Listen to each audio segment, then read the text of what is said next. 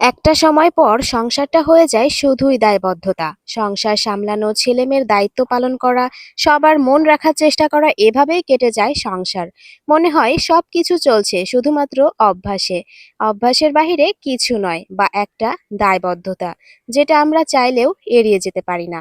Hello everyone, আসসালামু আলাইকুম। Welcome back to my YouTube channel জান্নাত ব্লগ অ্যান্ড কুকিং।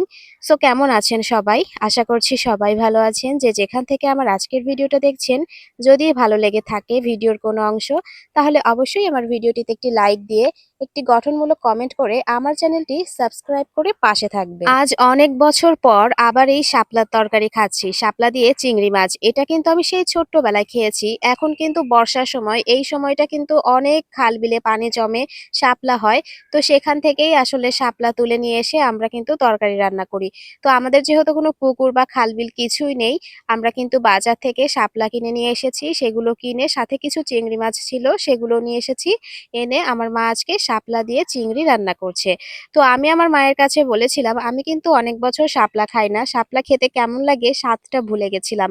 তো আমার মা বলল, তাহলে বাজারে যাও, বাজার থেকে শাপলা কিনে নিয়ে আসো, চিংড়ি দিয়ে রান্না করে দেবো। তো আমার মা কিন্তু শাপলা দিয়ে চিংড়ি রান্না করে দিয়েছে। খেতে কিন্তু খুবই মজা হয়েছে। আপনাদের কাছে কেমন লাগছে দেখতে অবশ্যই কমেন্টে জানাবেন। তো শুরুতে যেটা বলছিলাম, সংসারে হচ্ছে একে অপরের প্রতি কতটুকু ভালোবাসা আছে সেটা জানার কিংবা বোঝার দরকার পড়ে না। সবকিছু সামলাতে সামলাতে আমরা ভুলেই যাই এই নিত্যদিনকার অভ্যাসের বাহিরে আমাদের নিজেদেরও একটু সময় দরকার। একটা কথা জানেন কি, শুধুমাত্র অভ্যাসের নিয়মে সংসার হয় না। শুধুমাত্র রোজ ছুঁয়ে দিলেই ভালোবাসার গভীরতা অনুভব করা যায় না। কখনো তো পাশের মানুষটার কাছে জানতে ইচ্ছে করে, আমাদের মাঝে কি আদৌ ভালোবাসা আছে, নাকি সবটাই অভ্যাস। একসাথে হাজারটা রাত কাটানোর পরও অনেক কিছুই জানার বাকি থেকে যায়। এত বছর পরও অনেক কথাই না বলা রয়ে যায় পাশের মানুষটাকে। অথচ হাতের উপর হাত রেখে একসাথে পার করে দিয়েছে জীবনের অনেকগুলো বসন্ত। এত বছর পরও কি দুজনের মাঝে ভালোবাসার অভাববোধ হয়? হয়।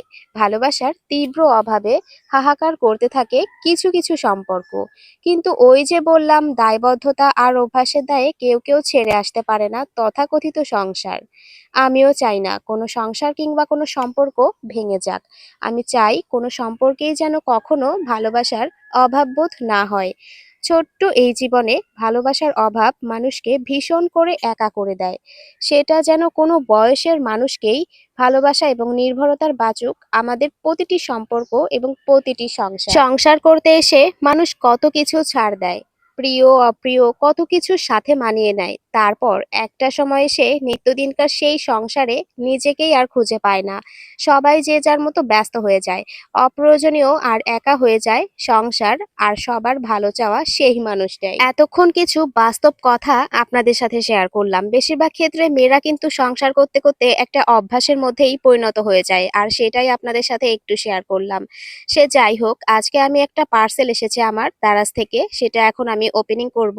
আর আমার যে কোনো পার্সেল খুলতে কিন্তু বেশ ভালো লাগে, আর একটা আকর্ষণ থাকে এর মধ্যে যে কি আছে ভেতরটাতে।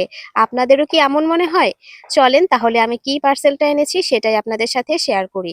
এটা হচ্ছে একটা ওসুফি ফেস সিরাম। এটা হয়তো আপনারা অনেকেই জানেন, বিগত 1 বছর আগে এই সিরামটা কিন্তু খুবই ভাইরাল, জনপ্রিয় একটা সিরাম ছিল। 1 বছর আগে যখন এই সিরামটা বের হয়, তখন কিন্তু আমি এই সিরামটা কিনি নাই। এখন 1 বছর পরে এসে দারাজে হঠাৎ করে দেখলাম, ফোন ঘাঁটতে ঘাঁটতে চোখে পড়লো এই সিরামটার উপর অনেক একটা ডিসকাউন্ট চলছে, অফার চলছে সবকিছুর উপরেই। তো আমি ভাবলাম এই সিরামটা সবাই যেহেতু ব্যবহার করেছে, কেউ কেউ ভালো রিভিউ দিয়েছে, আবার কেউ কেউ খারাপ রিভিউ দিয়েছে। খারাপ রিভিউ বলতে আসলে সবার মুখের স্কিন কিন্তু এক না, কারো মুখে স্যুট হয় আবার কারো মুখে স্যুট হয় না। তো আমি আমার দারাজ থেকে এটা অর্ডার করে দিলাম। ঠিক 2 দিনের মাথায় আমি কিন্তু আমার পার্সেলটা হাতে পেয়েছি। তো এটাই এখন আমি আনপ্যাক করছি আর কি। তো আমি চলে আসছি ছাদে, ছাদে এসে এটাকে আনপ্যাক করছি। দেখতে কিন্তু ভালো লাগে, আর এটার কালারটা এত সুন্দর, আর গন্ধটাও আমার কাছে বেশ ভালো লেগেছে। আর আমি এইটা 1 সপ্তাহ ইউজ করেছি। 1 সপ্তাহ ইউজ করার পর আমার কাছে মনে হয়েছে না, সিরামটা আসলেই ভালো কাজ করে। যদিও এখানে লেখা আছে ব্রাইটেনিং, কিন্তু আসলে এটা কোনো ফর্সাকারী সিরাম না। এটা হচ্ছে আপনার মুখের স্কিনটা অনেক সফট নরম রাখবে। আর হচ্ছে আপনার মুখের যে স্কিনটা আছে এটা কিন্তু টান টান রাখতে সাহায্য করে, জাস্ট এইটুকুই। গ্লুই। এটা কোনো রাতারাতি ফর্সাকারী কোনো ফেস সিরাম না। আর হ্যাঁ, এটা কিন্তু অবশ্যই আপনারা মেকআপের টোনার হিসেবেও ব্যবহার করতে পারেন। আপনাদের কাছে কেমন লেগেছে বা কে ব্যবহার করেছেন অবশ্যই জানাবেন। আমার কাছে ব্যবহার করে মোটামুটি ভালোই লেগেছে। আমি কোনো খারাপ রিভিউ দিচ্ছি না। আমার কাছে যেটা মনে হয়েছে সেটাই। তো আজকে সবাই ভালো থাকবেন। আল্লাহ হাফেজ।